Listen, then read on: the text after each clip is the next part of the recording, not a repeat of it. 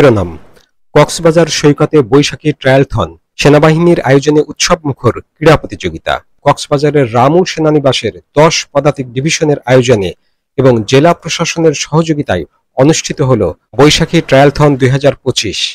Swim, ride, run, বৈশাখী fun স্লোগানে আয়োজিত এ ব্যতিক্রমধর্মী ক্রীড়া আয়োজনে অংশ নেন দেশের বিভিন্ন এলাকা থেকে আগত ১৯৮ জন প্রতিযোগী, যাদের মধ্যে ছিলেন ১৯৬ জন পুরুষ, ২ জন নারী এবং ১ জন বিদেশি নাগরিক।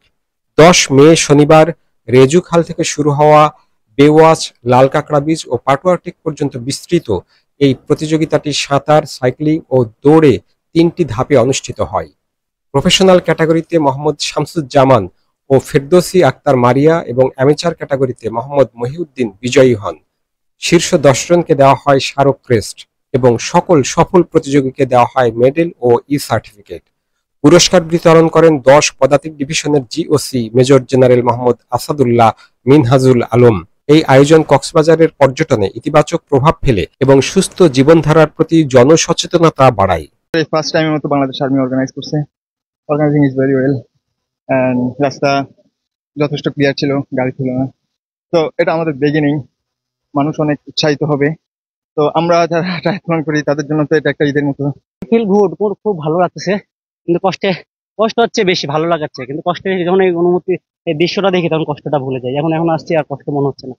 প্রথম হয়েছে, আর অর্গানাইজেশনটা প্রথম হয়েছে, অনেক ভালো হয়েছে। ধন্যবাদ সেনাবাহিনীকে, অনেক সুন্দর এনে। আমি বাংলাদেশকে রিপ্রেজেন্ট করবো আয়রনম্যান 7.2 তো আমার ইচ্ছা আছে আমি আমার এজ ক্যাটাগরিতে চ্যাম্পিয়ন হবো 20 এর মধ্যে। নিউ জেনারেশন নতুন কিছু চাই, সেটা আমাদেরকে প্ল্যাটফর্ম তৈরি করে দিচ্ছে, সেটা আমাদের জন্য অনেক ভালো।